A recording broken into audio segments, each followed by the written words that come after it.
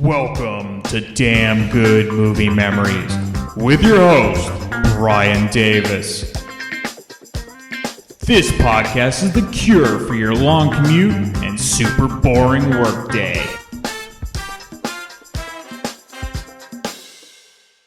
Hey there, it's Brian Davis, and for this week's episode, we're going to cover the movie The Stranger from 1946. The studio's RKO Radio Pictures. Release date was June 2nd, 1946. The running time, 95 minutes, and it was in black and white. This was one of the few Orson Welles films that was a financial success at the box office. Leonard Maltin from his classic movie guide gives it 3 out of 4 stars. He writes a fine study of an escaped Nazi war criminal played by Orson Welles, who is sedately living in a small Connecticut town and about to marry an unsuspecting Loretta Young. Edward G. Robinson nicely understates his role as a federal agent out to get Welles. The Stranger is one that I saw in college after delving into more film noir and Orson Welles. As a kid, I had known Welles' work not from his films, but from his old-time radio work on the mystery program The Shadow and his version of War of the Worlds. This is probably the most accessible Welles film, which makes sense why it did so well at the box office compared to his other films.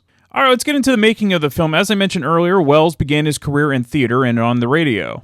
He became almost like a wonder kid, storming Hollywood as not only an actor, but also as a writer and director. His first major project is often touted as one of the greatest films ever made, a 1941's Citizen Kane. Eventually, we will cover that film and its legacy, along why, even though it was a huge achievement for the 26-year-old Welles, it also hurt the rest of his career, which he never truly recovered from.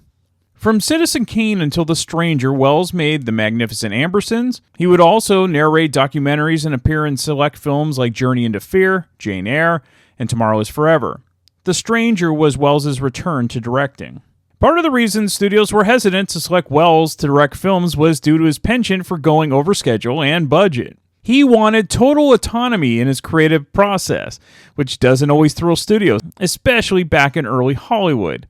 The original choice to direct The Stranger was John Huston, who had success with The Maltese Falcon. However, Huston joined the military as the United States entered World War II. Welles at the time was married to actress Rita Hayworth. Hayworth had a very good year in 1946 as well, starring in her most well-known film Gilda, which we covered on this podcast. Originally, Welles had wanted Agnes Moorehead to play the detective role that eventually went to Edward G. Robinson. Welles believed the character would be much more interesting with Moorehead playing a spinster detective. Now, Moorehead is best known to modern audiences playing Endora on the TV series Bewitched, but Welles and Moorehead had a long working relationship going back to their radio days, both co-starring in The Shadow. Welles as Lamont Cranston, who was The Shadow, and Moorehead as Margot Lane, Cranston's love interest. I've already covered a number of Edward G. Robinson films on this podcast, like Little Caesar, The Little Giant, Kid Galahad, A Slight Case of Murder, The Amazing Dr. Clitterhouse. Suffice to say, I'm a huge fan of Robinson's work, and he doesn't disappoint in The Stranger as well. Also, a few years earlier, Robinson had another successful role in the noir classic Double Indemnity, which we will cover sometime this year, I think. Now, Loretta Young had been acting since the silent film era, and she began as a child actor. Young slowly built up a career throughout the 1930s, appearing in supporting roles, but it wasn't until the 1940s that her career really took off with Lady Courageous in 1944, and then The Stranger. After The Stranger, the momentum kept going, with The Farmer's Daughter, in which she won an Oscar for Best Actress. That same year, in 1947, she co-starred with Cary Grant and David Niven in The Bishop's Wife, which was also a box office hit. All right, let's get into the film. So it opens at the Allied War Commission office. We meet Mr. Wilson, that's Edward G. Robinson. He works for the United Nations War Crimes Commission. Wilson is on the hunt for a Nazi fugitive named Franz Kindler. Leave the cell door open. That's all there is to it. Let him escape. In my view, it's all very irregular. It might entail the most embarrassing repercussions. Exactement. Certainly. It's a responsibility of the first magnitude. I'm sorry, Mr. Wilson, but you must Blast all this discussion. What good are words? I'm sick of words. Hang the repercussions and the responsibility. If I fail, I'm responsible. Leave the cell door open. Let him escape. Let him. It's our only chance. Monsieur. Well, you can threaten me with the bottom pits of hell, and still I insist. This obscenity must be destroyed. Do you hear me? Destroyed! Wilson decides to release one of Kindler's main men named Conrad Meineke, played by Constantine Shane. The move is to hopefully lead to the capture of Kindler by following Meineke wherever he travels to. Meineke gets a new passport and discovers that Kindler is now living in a small town in Connecticut. Meineke arrives in Connecticut on a bus. Also on that bus is Wilson. Meineke is immediately suspicious of Wilson, as he gets the feeling that Wilson might be tailing him. Well, he's right. Meineke goes into the boys' high school gym in town, while Wilson follows him through the gym. Meineke's on the top floor of the gym, and then throws an anchor of sorts tied to a rope and knocks out this unsuspecting Wilson. So Meineke goes to the home of Professor Charles Rankin, that's Orson Welles. This is Kindler's alias while living in America. Rankin isn't home, but his fiancée is. Her name is Mary, that's Loretta Young. Mary is the daughter of a Supreme Court justice named Adam Longstreet. I'm sure you guessed why Rankin, or Kindler, was keen on getting into that family by marriage.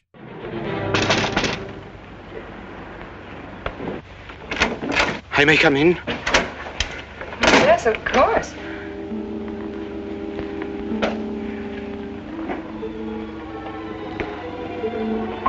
Does Mr. Charles Rankin live here? Yes, he does, but he isn't here right now. You expect him? Yes, in a few minutes. How soon? Well, a few minutes. A few minutes. I may wait here? Well, yes, if you like. Would you like to sit down? Thank you. You a friend of Mr. Rankin's? Yes, a friend. I'm Mary Longstreet. How do you do? How do you do?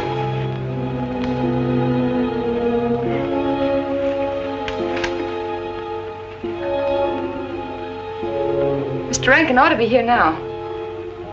Sometimes he stays after his last class, but he'll be coming straight here today, I'm sure. Because this is our wedding day. You're getting married? Yes, at 6 o'clock. I know it's most unconventional, my being here today, but I want to get these curtains up.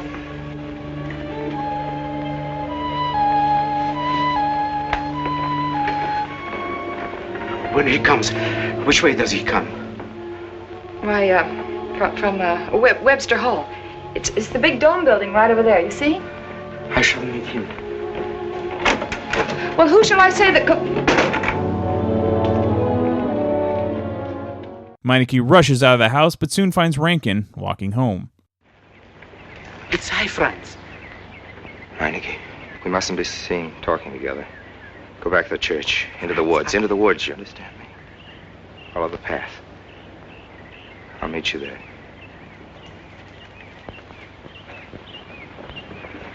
Hello, Professor Rankin. Hello, man. What are you up to? Paper chase. Oh, paper chase? I go ahead and lay the trail. You ought to have Jerry's job, Mr. Rankin. Take a little off that waistline. No, you ought to go with us, Mr. Rankin. Oh, where to? The woods. Blondie. Oh, buzzard. The woods? Well, I'd like to. I'm afraid I have a couple of things to attend to. Well, join us later. We'll be out till dark. All right. Oh, we'll catch up with you.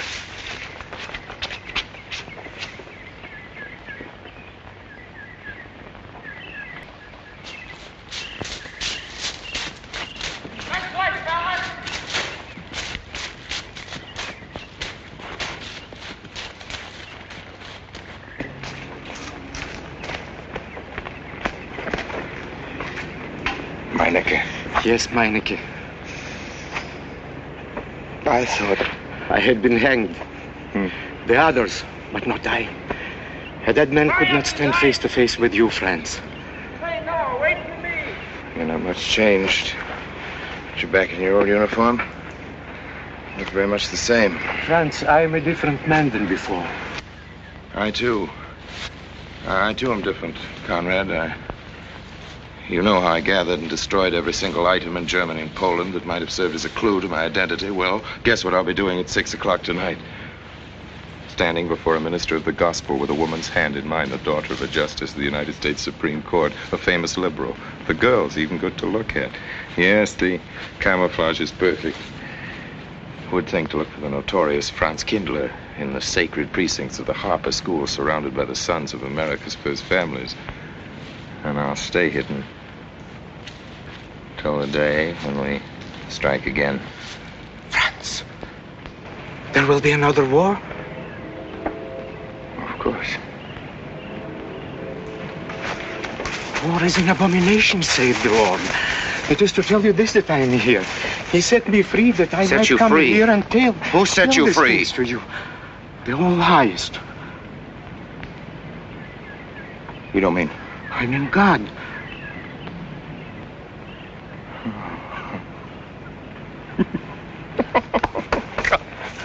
Franz, I'm a new man since I found you. You, Conrad, religious. Franz, all doors were open to me. All doors. It was one of God's miracles.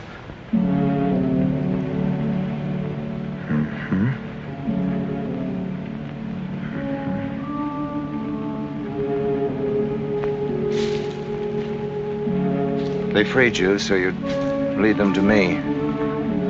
Have you been followed? Were you followed here? Yes. Who followed you? The evil one. He looked like any other man. He was dressed like any other man. He even smoked a pipe.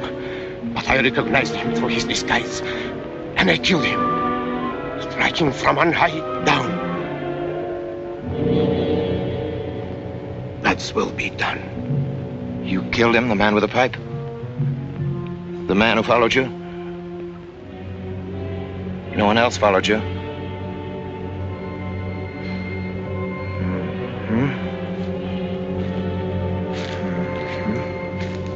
You must be brought to salvation, Franz.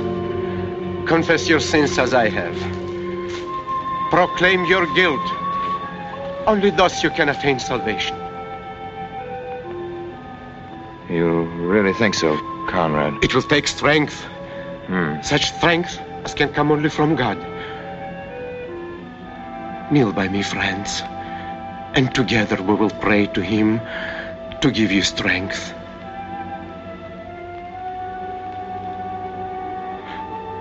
I have sinned against heaven and before thee.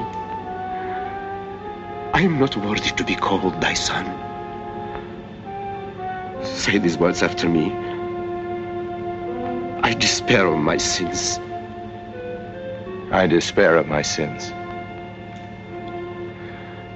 O God of all goodness, how could I ever have offended thee? Of all goodness.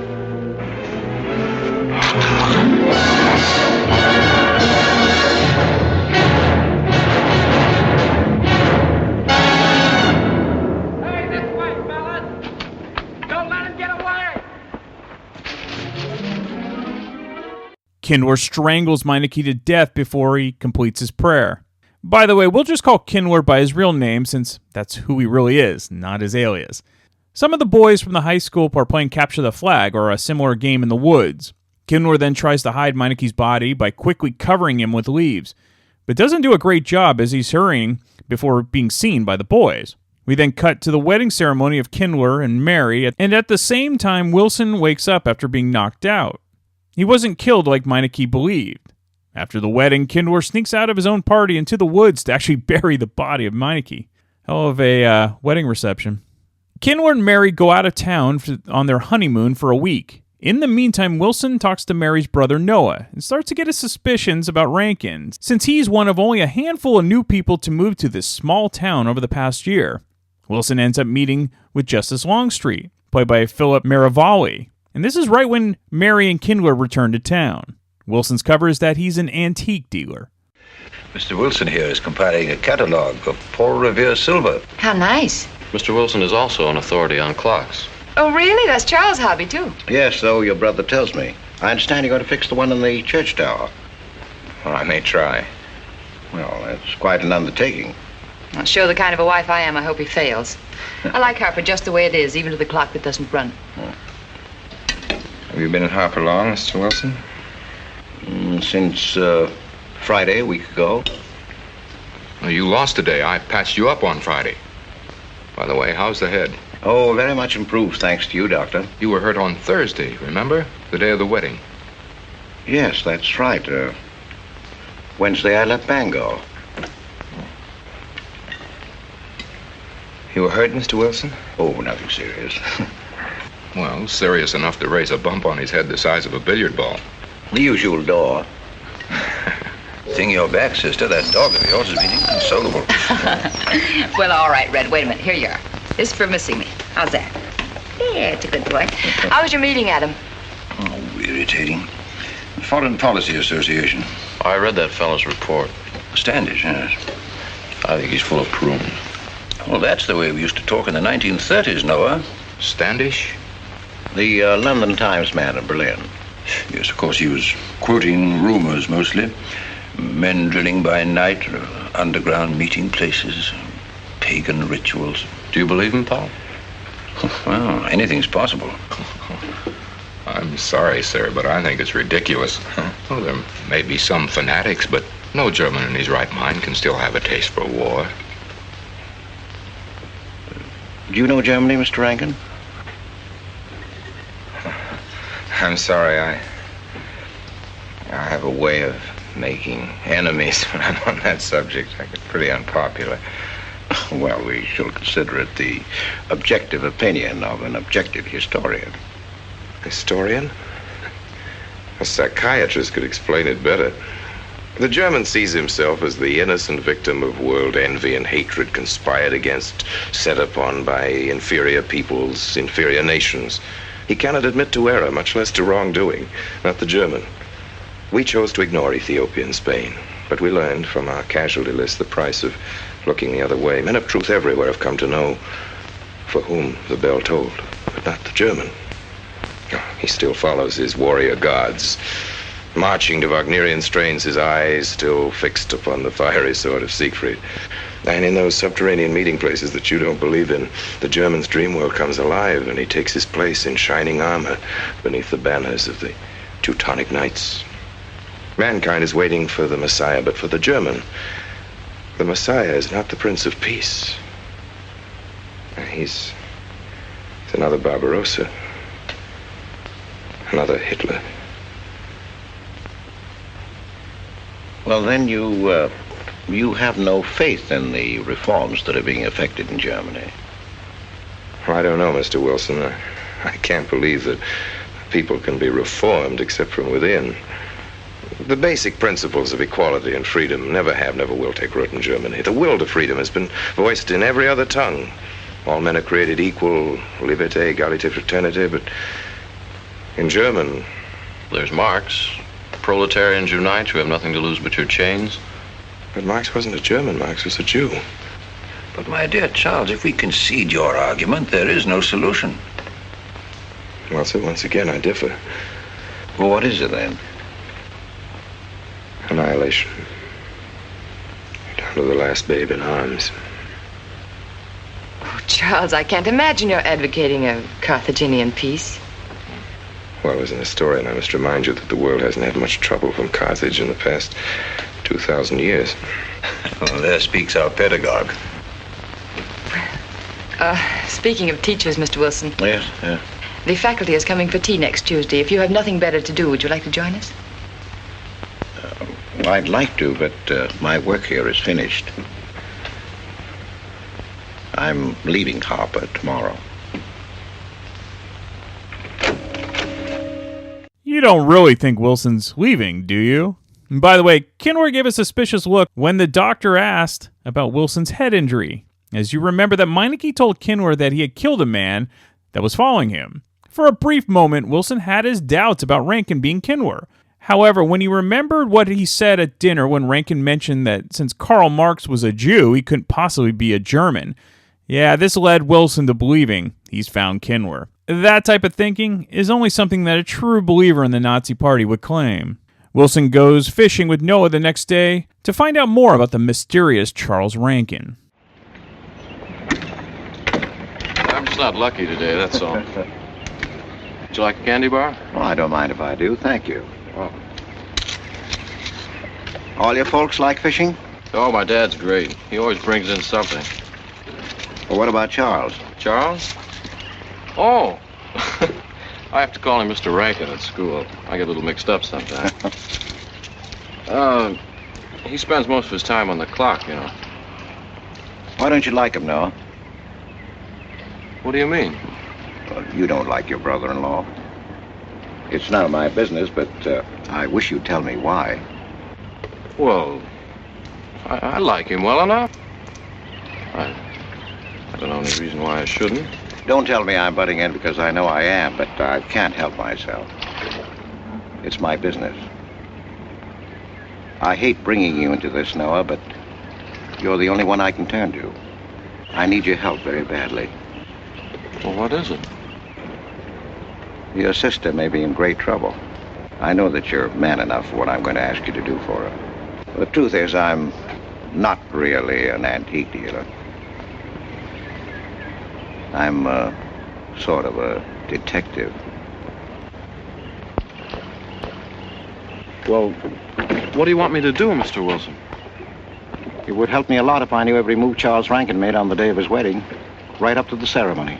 Well, I should be able to, unless Charles realizes what I'm doing. I'll keep him busy.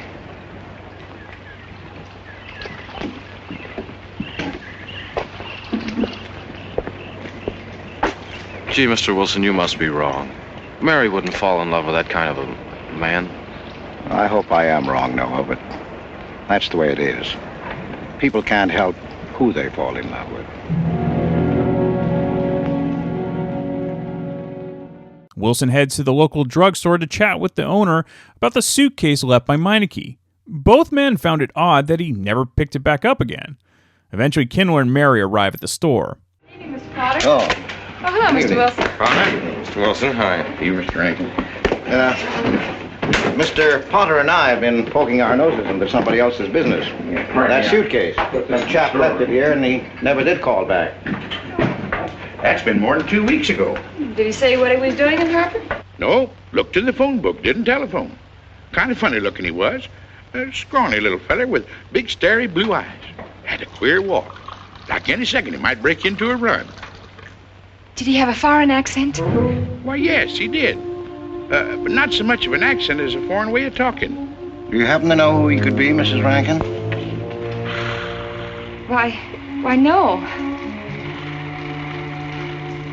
I was just trying to complete your mystery for you. Don't all foreign strangers have to have foreign accents?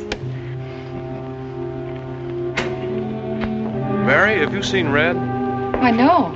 Not since I took him home to you a couple of days ago. We've been spending all his time out in the woods, and he doesn't even come home for his meals. But you told me he never ran away. He never did. No, that's why Noah's so anxious. Come on, Mary. Good night, Mr. Wilson. Good night. Night, Noah. Night.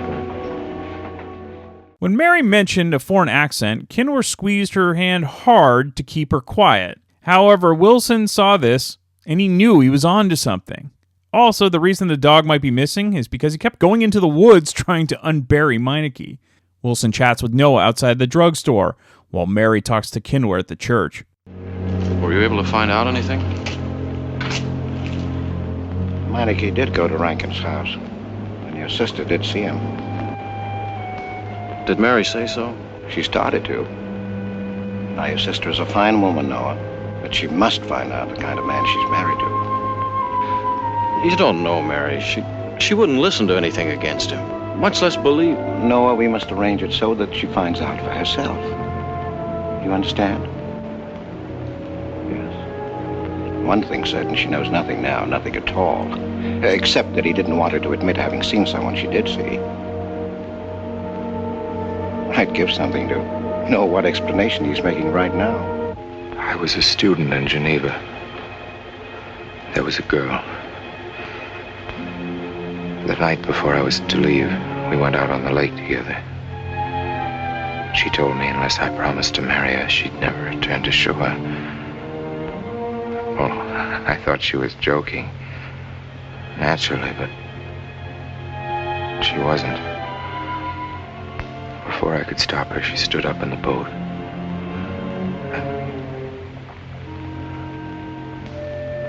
Well, I dived in after her, but it was too late. She was gone. Only one person knew we were on the lake together. My brother. He knew I hadn't murdered her, but he told me he'd be willing to call it an accident for compensation. I gave him all I had and left Switzerland. As the years went by, I allowed myself to believe that the dead past really was dead. And then, on our wedding day, Mary, he appeared again. Her brother, the little man. I gave him all the money I had in the world. And he went away again. Oh, darling. You should have told me. I've not carried this awful thing around by yourself. You're a very wonderful person, Mary. I love you very much.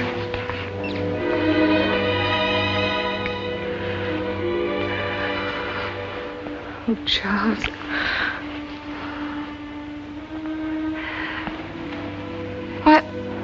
Why didn't he go back for his things? Well, I suppose once he had money, he could afford better. Darling, I'm terribly nervous. I think I'll work up in the clock alone tonight by myself. It will calm me. You understand, don't you? Of course I understand. Shall I walk you home? No, dear, there's no need for that. It's pretty late. Oh, that's all right. In Harper, there's nothing to be afraid of.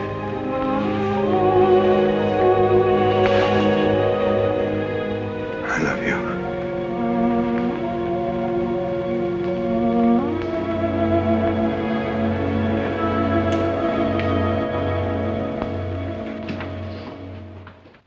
Famous last words. Maybe there is plenty to be afraid of. And the final 45 minutes will cover all of that terrific cat and mouse game between Wilson and Kindler. Will Mary stay by the side of her new husband? Look, you have a fabulous cast here with Robinson, Wells, and Young all in peak form, and the suspense keeps you on the edge of your seat the whole way through. If you haven't seen The Stranger yet, I highly recommend it. It's very Hitchcock-esque, and the ending is great. All right, some fun facts. The Stranger was nominated for one Oscar. That was Best Story, but it lost to Vacation from Marriage. And by the way, this particular category eventually was discontinued in 1957. So this happens later in the film, which is why it wasn't mentioned when I was recapping the film. The Stranger was the first mainstream American movie to feature footage of Nazi concentration camps following World War II. So knowing Orson Welles' reputation for long exposition scenes, International Pictures gave editor Ernest J. Nims the freedom to cut any sequences from the film he felt were unnecessary. Of course, to Welles' disgust, Nims ended up cutting almost 30 minutes of Welles' final version, including 19 minutes from the film's opening. That footage is believed lost. Even the original negatives have gone missing. In an early scene, the war criminal Conrad Meineke is in a South American port, being followed by a female agent, played by Lillian Mollari. Her husband, an agent named Marvalis, called Edward G. Robinson to report, "My wife is following him." This is actually a leftover scene from the original opening of the movie, which was filmed by Orson Welles, but later cut, as I said, by Ernest Nims. This was really the husband and wife team of agents shadowing Meineke as he searched for Franz Kindler. So that original sequence that was filmed ended with the wife stumbling upon a Nazi hideout and then being killed by attack dogs. Philip Marivalli, who plays Mary's father, died before this film's release. All right, this is a bit of a spoiler, but still worth mentioning. When Charles lifts Mary one-handed into the clock tower from the ladder towards the end of the film, this is not a special effect. Loretta Young stated that this was actually filmed in the church with her dangling dangerously 50 feet above the church floor without a net. So when you watch the film, check that out. So Loretta Young was protected by a cable running down her sleeve and attached to a harness around her waist just in case the stuntman holding her lost her grip. However, in the take after take, the cable could be seen tugging at her sleeve. When asked by Young, the stuntman assured her there was no chance of him dropping her. So, without alerting Orson Welles, Young told the stuntman, "Cut the cable, or we're going to be here all day." The next take, well, that's the one that was used on film. So Orson Welles has been on record as saying that The Stranger is his least favorite of his films. Go figure. Well, two guys who are not strangers are definitely some of my favorites to this show are Metal Mike Tyler and Bill Roseberry. They joined me to discuss this great thriller. Let's hear what they have to say now, and then I'll be back next week to talk about yet another random movie from my DVD collection. Okay, we're back, and it's the dynamic duo who are definitely not strangers. They've been friends for many, many years. But how well do they really know each other? How well do you know anyone? And we're talking about the movie The Stranger with Orson Welles and Edward G. Robinson. Welcome back, DJ Metal Mike Tyler and Bill Roseberry. Thanks for having us, Brian. Yeah, thanks for having us, Brian. Or should we call you Franz Kindler? I always wanted to see like a Dr. Evil as you say that almost. Yeah. So they could be Dr. Evil in that movie. That would have been right. Franz it would have been Kindler. Good, right? Are you evil, Franz Kindler? I think you're not quasi-evil. Yes. I think you're the Diet Coke of evil. 1 calorie, not quite evil enough. Guess what I'm having on for Austin Powers? Yeah. All right. How did you guys? We'll start with Mike on this. How did you first discover this film? How did you hear about it? Oh God! In my early 20s, I'd always been a fan of film, but I started really getting into older movies. And, I would almost have my own festivals, man. I would just rent, I'd get into an actor. Like when I got into Humphrey Bogart, I rented a bunch of Bogey movies at the local video store. And I did the same thing with Edward G. Robinson. And I was an Orson Welles fan. So I rented that movie, The Stranger, and popped it in and loved it, man. I mean, I thought it was great. And I also just want to say this. I don't think any actor ever does Crazy Eyes better than Orson. Oh, my God. Yeah. I mean, his crazy eyes are the best, dude. So much so that I'm almost like, the entire movie. I'm going, dude, like if I had been living in that town, I'd be like, dude, you're freaking me out. You need to quit looking at me like that. Yeah. I think I would have been like, something's not right with this guy. I just can't believe that some of those people, I guess they were very naive because I'm going, see, Bill, quit giving me the crazy eye stuff. And, I don't know, man, but he does, man. But one of the things I also liked about the film, and me and Bill talked about it, was just his use of shadows and stuff. I mean, which is something that he started doing with Citizen Kane, of course. Sure. His use of shadows and the way he works the camera, I can see why, even though in my opinion, my favorite Orson Welles film is Touch of Evil. Sure. Absolutely. But with that being said, I know that Citizen Kane is considered by many to be the greatest film. It's not a bad movie at all. I like Citizen Kane, so I don't want to sound like I'm pooping on it. I'm not, but there are other Orson Welles films I like better, this being one of them. It's one of those movies where it's of the time. I think it's like of the era. It's amazing. I don't know if it holds up, like, let's say, a Casablanca. Well, I think you're right. Like I mean, look, I understand that if you're looking at it through a cinematic, I mean, some of the techniques he was using was stuff nobody was doing at that. So I get it. And don't get me wrong, I like the movie. It's a good movie, but I'm just like, I don't know, Touch of Evil and movies like that's just more my speed. Totally. He was kind of the wonder kid too at that point. And I kind of knew about him because of the Shadow radio show. He was one of the original Shadows. So he had this amazing voice. I knew about War of the Worlds, the radio adapt. Yeah. So he had this kind of legacy that I knew about, which is why I wanted to see this film along with having Edward G. Robinson. Bill, how did you discover this film? Was it because you saw Touch of Evil or something like that?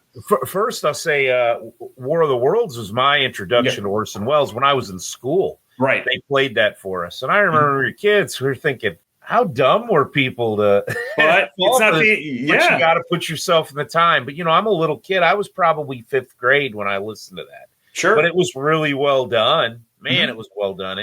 And then I, after that, I watched Citizen Kane because everybody talked about it. And I was like, same thing Mike just said. I thought the cinematography was good, but I wasn't that. I thought it was kind of long and drawn out and kind of, I wasn't that in tune with it. Then I jumped farther ahead and watched Touch of Evil, which is one of my favorite film noir, probably was my favorite film noir movie until last night when I watched Double Indemnity for the first time.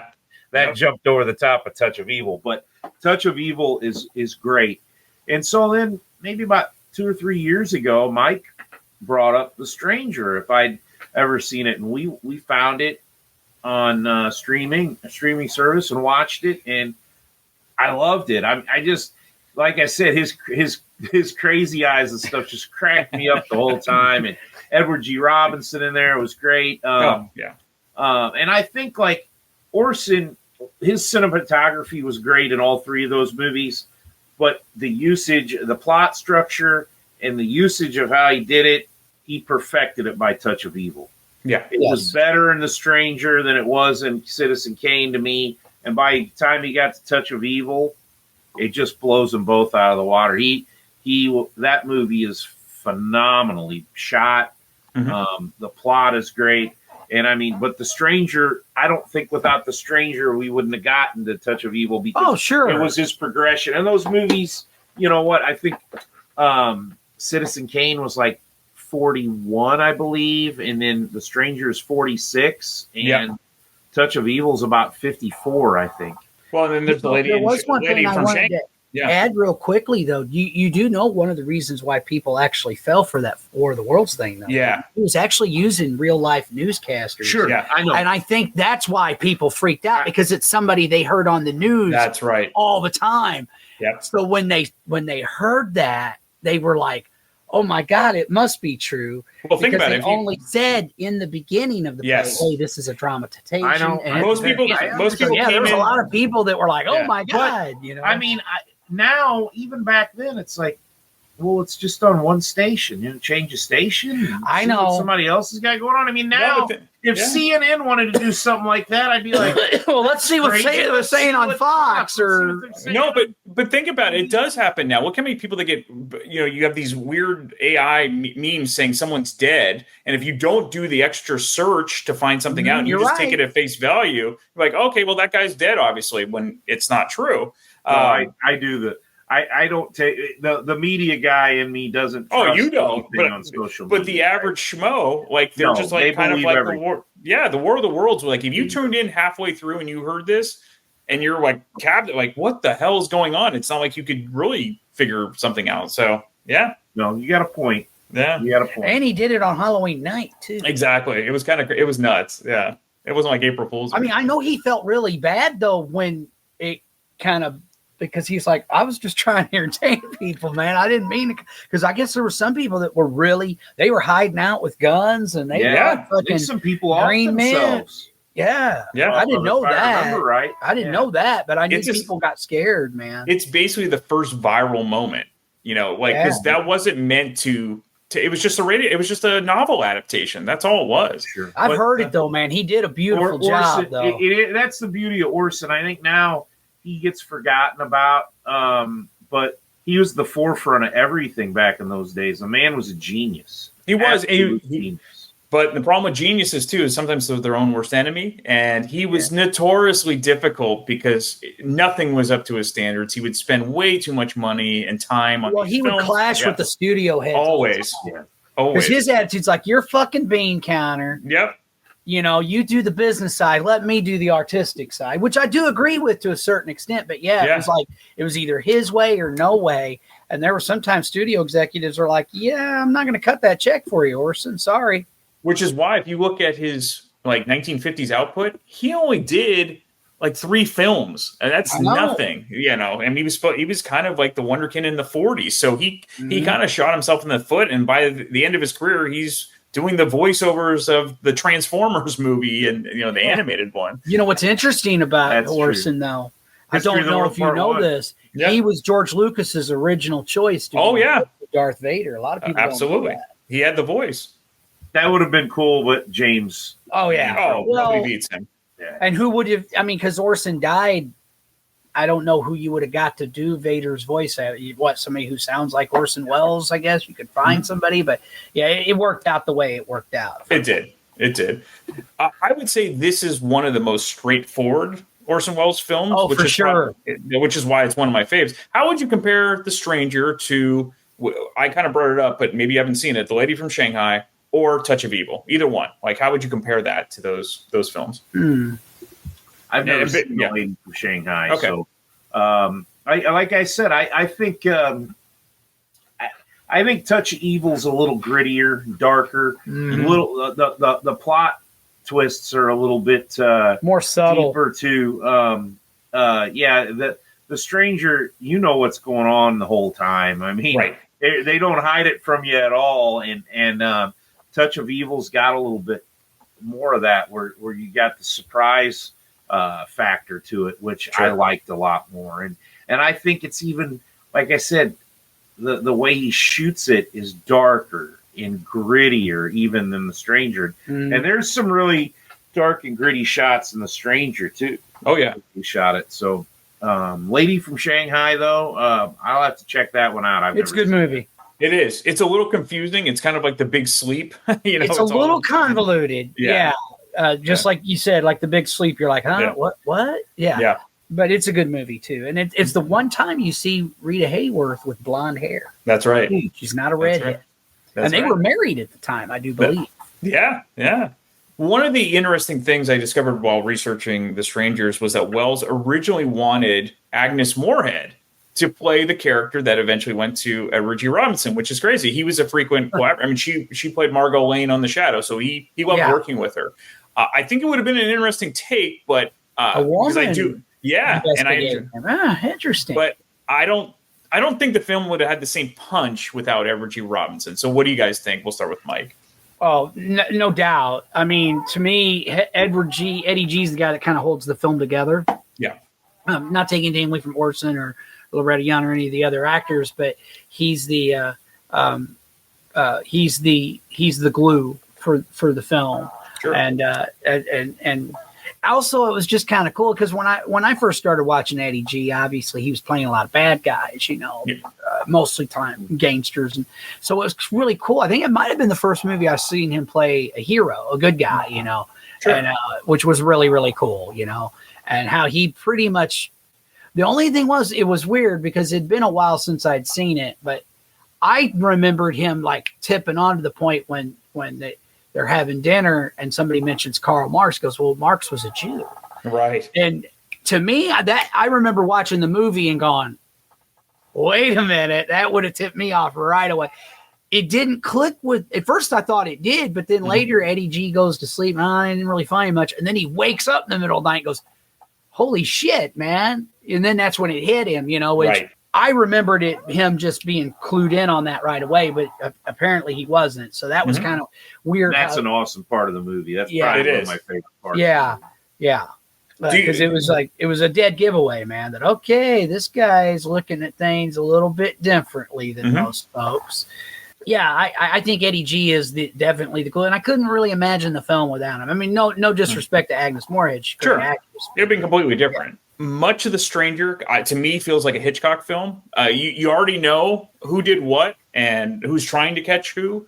I think the real draw to this film is the cat and mouse game between Wells and Robinson, that tension and suspense throughout the film. What's your take on why this film succeeds the way it does? Because you already know what's going to happen. We'll start with Bill. The acting, those two. Orson Welles is just so kind of creepy throughout it, and he gets creepier as Eddie gets closer to him. And, it just kind of makes the movie. You're like, how is he going to pin this on him? You know that he's Franz Kindler, and even Eddie knows that he's Franz Kindler, but he can't prove it because he doesn't have a picture of him. So he's got to figure it out. I mean, the different cat and mouse game, like you said, to make it work or to keep the suspense going is great. And for me, when I watch movies like this, I always try and put myself in that time frame if I'm going to do it. And this movie came out in 1946. Yep.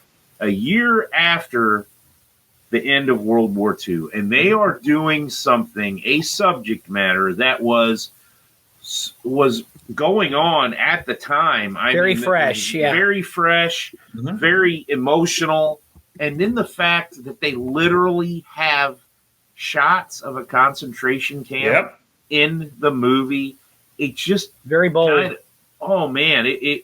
It's kind of chilling. I mean, and I love that he tackled this issue, right away, because it was in the forefront on everybody's minds across not just the United States, but across the world. Yeah. And that part of it is what I really love. It took maybe some balls to jump into a subject matter like that is so volatile at that time, and then to use the actual videos of the concentration camps film, in the the film footage that was shot. Yeah, that for some people that might have been the first time they saw things like that. Absolutely, because the news weren't necessarily showing that, in the propaganda that and that was great. The cat and mouse game, and then the fact of putting yourself in that time and that subject matter, it makes it even that much more intense. Sure. To me, and that line, like Mike said, where he says, "Well, Marx was a Jew.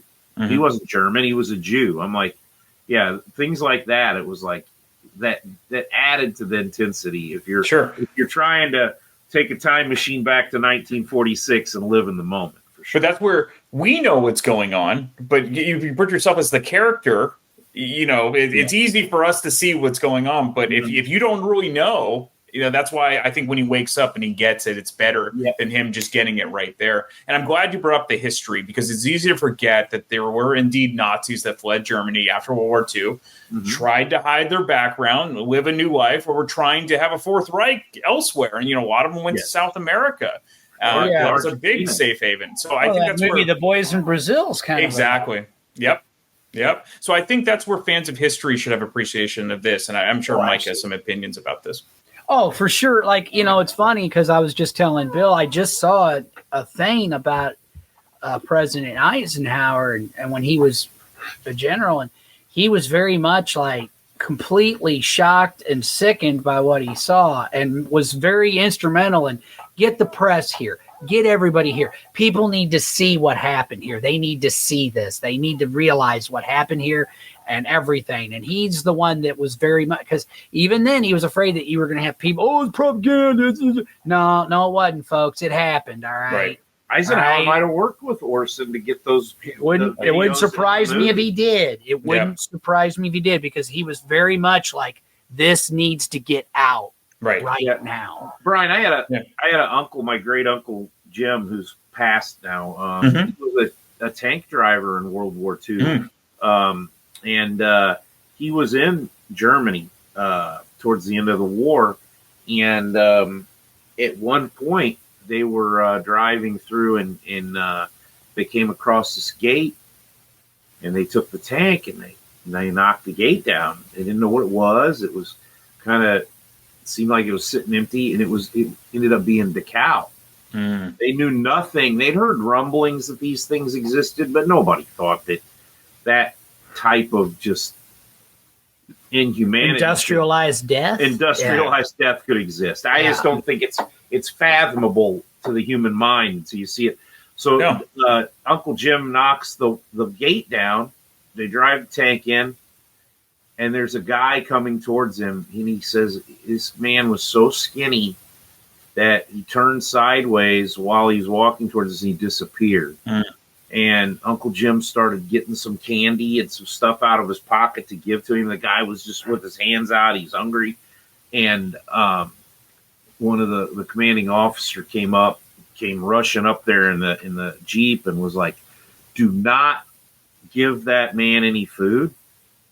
Don't do it. Just you guys back away. I'll handle it from here.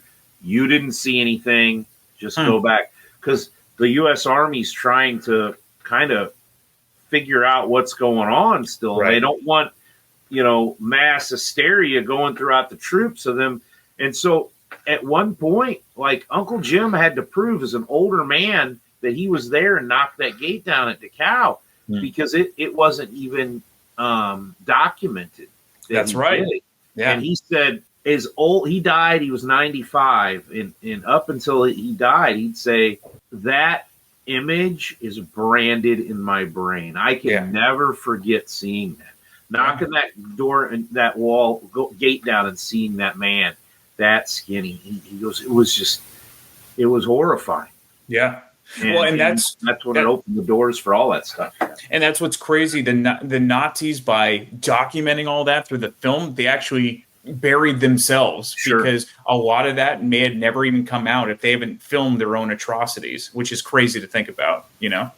Absolutely. Well, my great uncle Gene, who my father was named after, he was in Patton's regime. So he was there. He was there.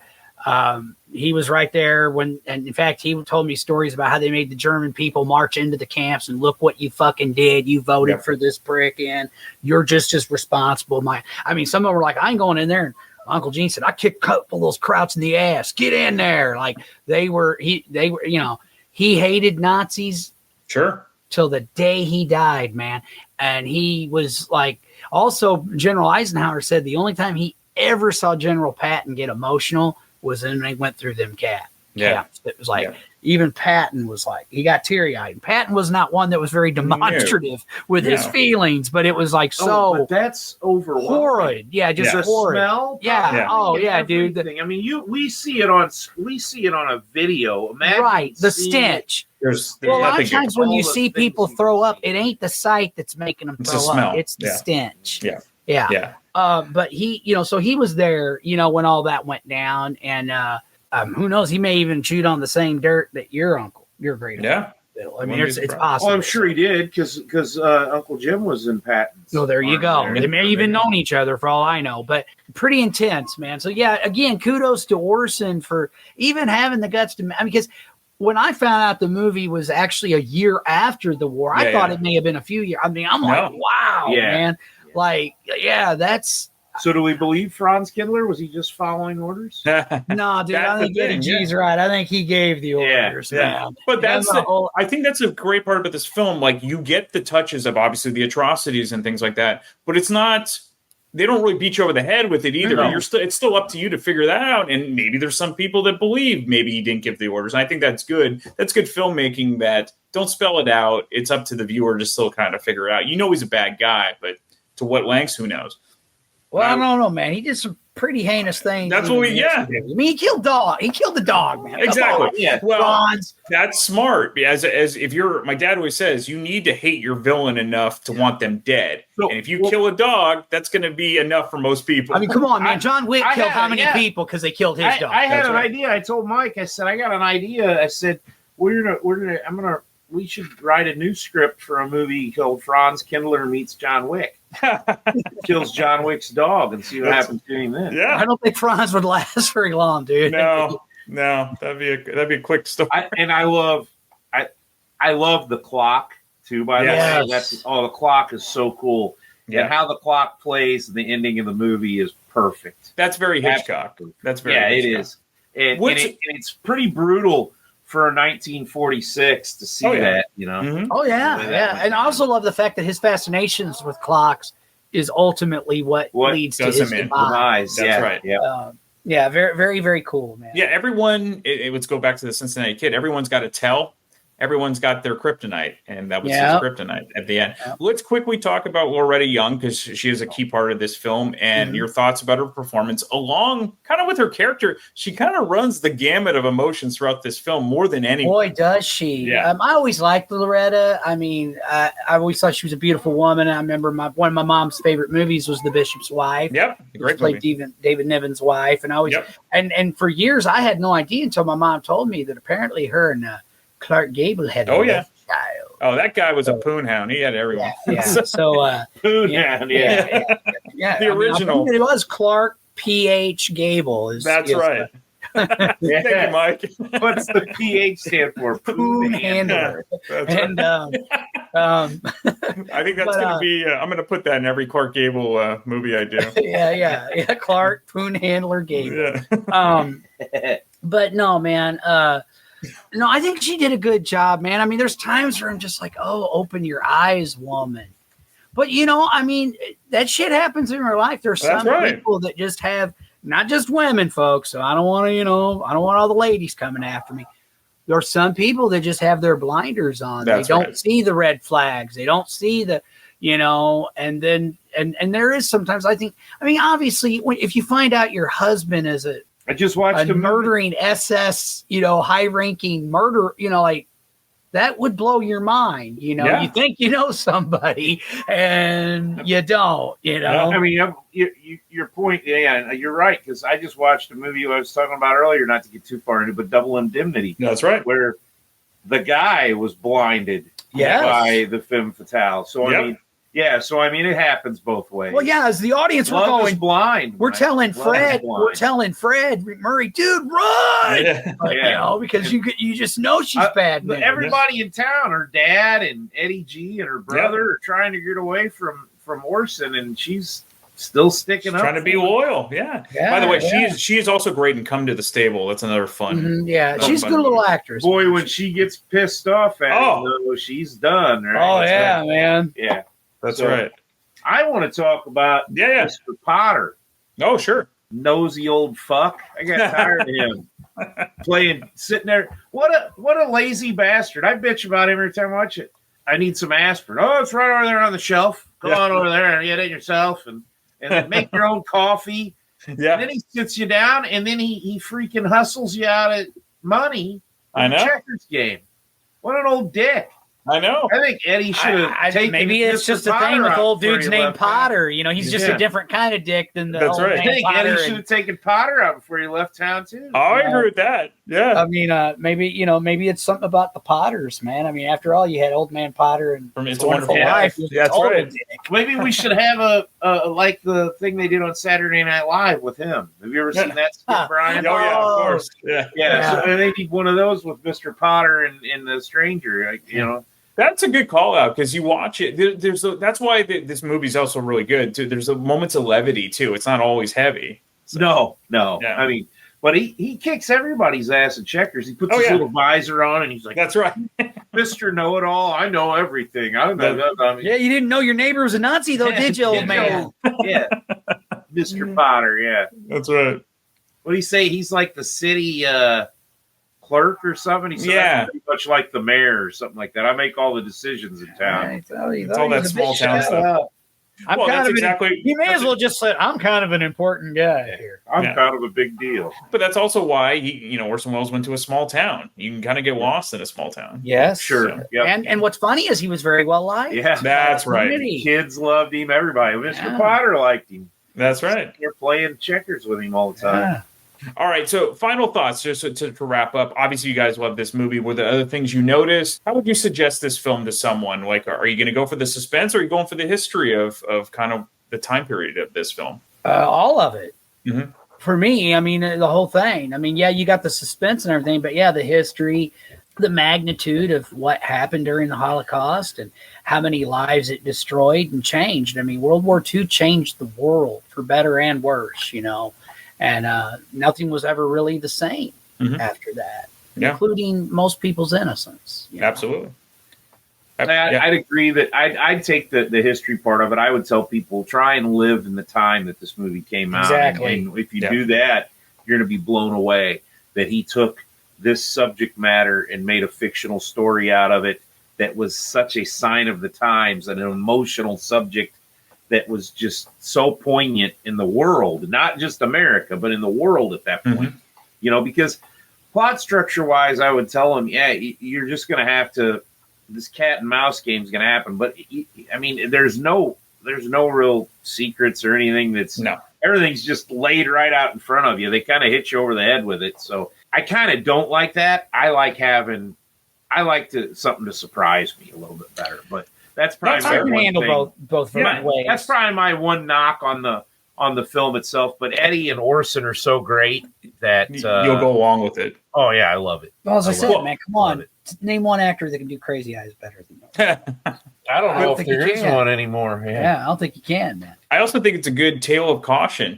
Who is your neighbor? Who the guy you like so much? Maybe it's You know good to be what? There true. is one actor that does pretty good Crazy Eyes, though, now that I think about it, man. Christian Bale in American Psycho. Yeah, that's he true. does some really great Crazy Eyes. He might even I think he's a little bit crazy too. Yeah. He probably did watch The He Stranger. probably did just for inspiration. Yeah. Knowing him.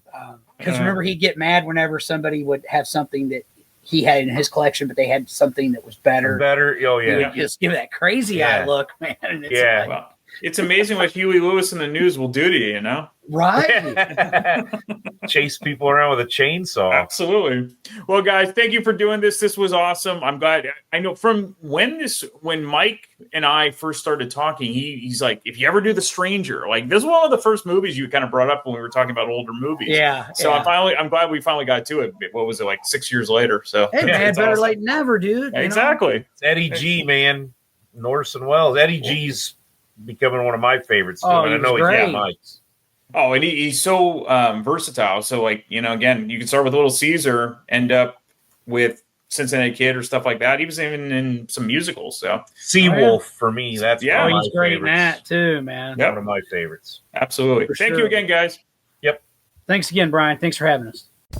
If you enjoy this podcast and are an iTunes user, please do the show a favor and head on over to the official iTunes page for Damn Good Movie Memories. Be sure to leave a rating and a review. This will allow the show to appear higher in the algorithm and spread the joy of this podcast to the masses. If you are not an iTunes user, you can still listen and subscribe on Podbean at damngoodmoviememories.podbean.com. Be sure to like us on Facebook under our Damn Good Movie Memories page. You can also listen to a limited number of episodes on YouTube. I hope you enjoyed this week's episode, and be sure to tune in next week for an all-new episode of Damn Good Movie Memories.